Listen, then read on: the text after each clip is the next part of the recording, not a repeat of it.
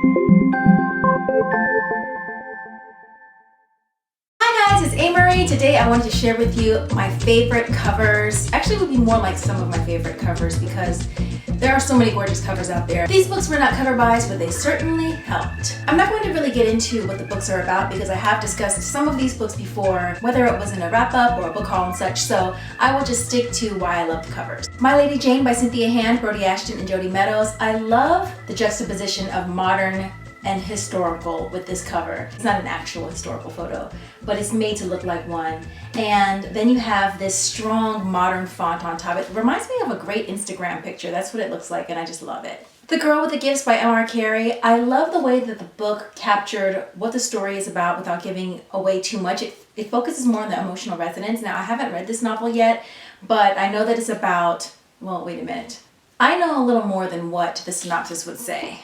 And I don't want to spoil this at all with you, for you. The way that they capture the hug, like how she's reaching out, she's just reaching for that human affection, but it's blurred because it's almost like there's a bright light in front of her. And if we think about the situation, it reminds me of that light flash from a nuclear bomb because her edges are very blurred as well. So it could either be just the strength of the flash or heat.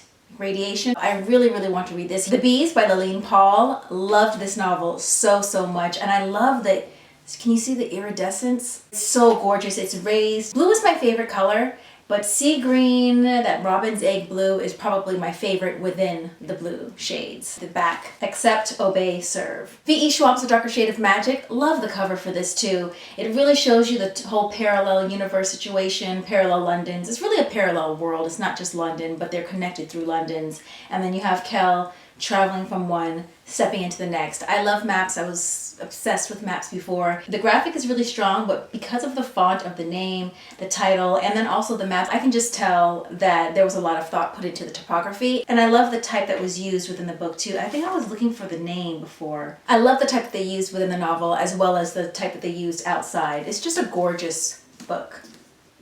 Six of Crows by Leigh Bardugo. This is so gorgeous. There's a certain gritty texture on the book cover that really matches the story and also matches the book. And of course, the black edges. Gorgeous. Red Queen by Victoria Aveyard. The very petite crown with the blood dripping off of it. Just a very strong, iconic cover. The Circle, book 1 in the Englesforce trilogy. This is by Sarah B. Elfgren and Matt Strandberg.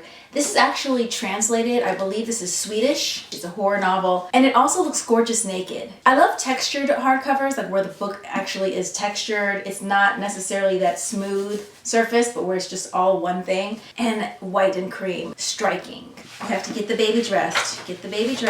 This is a horror novel, and I haven't gotten to this one yet. I'm really looking forward to that one. The Diviners by Libba Bray. How gorgeous is this? I mean, this would have been a cover buy if I wasn't already going to buy it because I was so intrigued by the synopsis. This cover screams 1920s occult to me, as well as mystery, because it kind of looks like a keyhole a bit, someone looking in there. I interpret this as being a play on the all-seeing eye and or a peephole, because there's a certain mysterious element to this story. I can't wait to read this. Another novel that also looks really great naked. She's gonna just flash you for a second.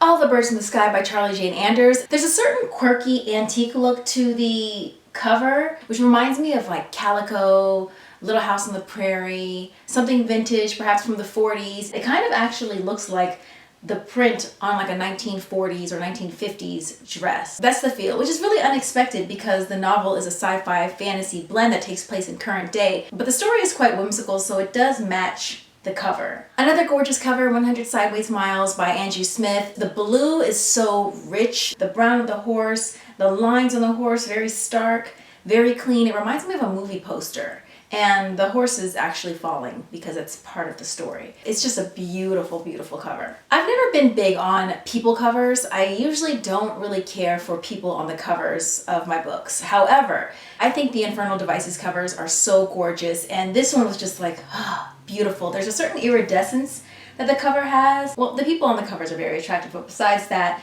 I love the clothes, the color scheme. It's just breathtaking. I think I literally gasped when I saw this cover for the first time. I was like, I'm taking you home with me. You already know that I love The Assassin's Blade by Sarah J. Maas. I've said it a million gazillion times, but I also really love the cover. I feel like it really fits the story. Well done, well done. Also, I love the size too. I think this is my favorite size when it comes to certain novels. I mean, I love the small chunkies as well, but I think this may be my favorite size. Loud and Proud. The Bone Clocks by David Mitchell. I actually picked this up when I was in London because I wanted to get this cover.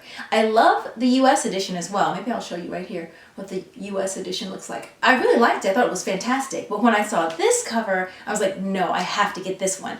But you know, it's crazy. I was doing a lot of work that day, but I was like, no, I have to go to Waterstones and I have to get The Bone Clocks by David Mitchell. I'm not leaving London until I've done that. So I ended up going to Waterstones, picked up this book, only to find out the next day that Foyles, which is around the corner, which I've never gone to yet. I've been meaning to visit Foyles. Foyles had not only a signed copy, which I have too, but it also had pink edges, like the pink that's here in the cover. The entire thing, all the edges were pink. Oh, like, no. Like, are you kidding me? But I didn't want to be too disappointed because I didn't want to make this copy feel bad. And she was really beautiful too and gorgeous, and I was thankful that she signed. And I was like, okay, so you don't have pink covers, so what? Like, that's not everything. That doesn't mean everything. Do you sometimes give personality and characteristics to inanimate things? I really genuinely did not want to hurt this book's feelings because it didn't have the pink pages. I was like, it's okay, no problem. You were meant to come home with me anyway, so I'm glad you're here. But I do that when I'm in the bookstore. I'm one of those people, okay, complete side note. I'm one of those people who goes to the grocery store, and usually if there's the box of cereal or whatever it is, the can that's closest to the edge, I might look at it to see if I want to get it, but it's not the one that I pick up. The one that I buy is the one like right behind it or in the back. For some reason, I feel like it's less dusty, less people have been touching it. That doesn't totally make a lot of sense because of course it's been in a warehouse and maybe someone picked it up and didn't buy it. But for the most part, people just pick up the thing and they buy it. So it doesn't really make a lot of sense to do that. That said, I also do that with books. So if I'm in the bookstore, first of all, I'm constantly rearranging and fixing everything because when things are out of place, I'm like, come on, people, put the books back where they go. But I'll pick up a book and I'll just flip through it. But if I'm going to buy the book, I used to pick up the book that was second or third. And I'm talking about the books that face out, not the ones that are, in there like that because it doesn't really matter, but the ones that face out. My reasoning for this is that the book that's facing out has been touched many times, flipped through many times, and sometimes they're bent. And whenever I buy a book, I like to buy it in pristine condition. So I'm checking the spine, I'm checking everything, covers aligned correctly because sometimes they're folded in a way that's a little crooked. But I also find that it's really difficult to do that the last couple of years because I would feel like it's almost like, I don't know if this goes into my OCD. It probably is related because of the line of thinking. The line of thinking is I pick up a book and I'm like, okay, I might pick this up. Okay, I'm going to get this, but not this one. So I'm going to go to the back and I'm going to get this one. Then I hear this little voice, oh, you put it down? You're not going to adopt that book? Oh, so sad. That's the one you fell in love with. That's the one that you touched. And now you're going to like pick this other one up because it's new. Oh, now the other book's going to feel bad because it wasn't good enough. Or it had a bent page, it was imperfect, so now you're going to pick up this other book. But you don't know this book. You didn't even pick up this book. You were flipping through the other book. The energy is the other book. And now you just put it on the shelf and now it's not going to be adopted. I understand it's a little ridiculous, but it's just the way I feel. So now when I go in, I go ahead and pick up the second book or the third book because it's like, if I like this book, then I'm going to get the copy that's actually in my hand, the one that I fell in love with. And I don't like the way it makes me feel when I put the book down. It makes me feel like the book feels bad. And I really do feel like that. Don't let me tell you about the time that I had the little green gummy frog and I couldn't eat it for like 3 days. I was on tour in Europe and it was just basically coming with us everywhere because I couldn't eat it. The minute I gave it a voice or whatever, we were just playing around and I did something and I think I made it have a voice or whatever. That was the end. I couldn't even eat it. And then I couldn't throw it away because I was like, it'll be abandoned. Where's it going to go? It's going to go in the trash. I have to leave it somewhere where it can be appreciated or where it'll have a good life. I don't know if I ended up throwing it in the grass or what. I don't know what happened. That's why you have to make sure you kind of get control of your thoughts. You got to rein it in because they can just go off. Okay, so side note over. The Vegetarian by Hong Kong. Loved this novel. Also, it is so striking. The red is the perfect shade. It pops, and I love the almost cameo silhouette that they have in here. It's really gorgeous. As well as the plants and then the roots. Very important. Once you read the story, you'll kind of understand where that comes in. And I know some people mentioned that this doesn't really represent vegetarian lifestyle, and people don't necessarily waste away when they're vegetarians if they're, eating correctly. And I should stress that too, because even though it's called vegetarian, and it is about a woman who decides to become a vegetarian suddenly to the dismay of her family, her issue begins with the announcement that she's going to be a vegetarian, but it's not actually about vegetarianism. That's just the first step. She stops eating meat, but then she stops eating in general. She's struggling with mental illness. So that's what the story is about, but it's called The Vegetarian because that's kind of the way it starts. Just FYI, so you know. So I just wanted to make that clear. I told you that I love that large size novel, but there is something about slim, compact volumes that I really love as well. I think this is that way. Between the World and Me is also that way. Every Heart a Doorway. There's something about a nice compact volume, but this is just gorgeous. Absolutely gorgeous. This video would not be complete without mentioning The Night Circus by Erin Morgenstern.